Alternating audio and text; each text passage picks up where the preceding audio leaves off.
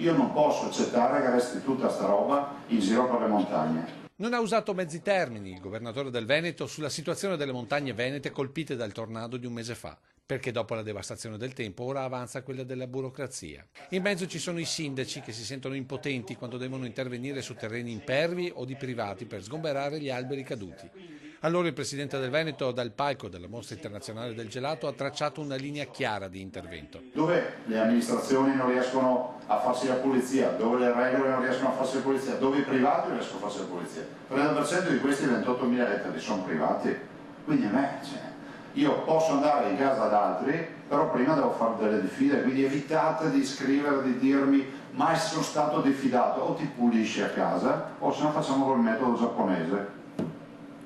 Veniamo a prenderti i tronchi e dopo non piangere, perché uomini e donne avvisati, mezzi salvati. Sindaci che comunque saranno al fianco del governatore nella veste di commissario all'emergenza montagne. Credo fermamente che i soggetti attuatori che sono il punto di riferimento di questa gestione commissariale siano i sindaci. Anche per questo incarico però il presidente è stato molto chiaro. Nessuno ha la bacchetta magica per spostare quei tronchi.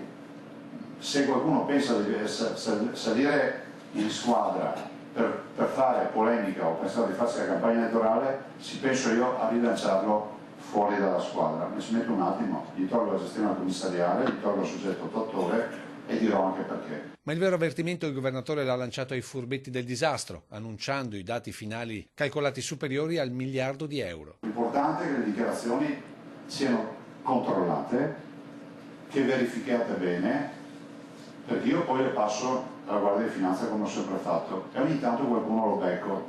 C'è gente che si approfitta su queste robe, io non ne voglio.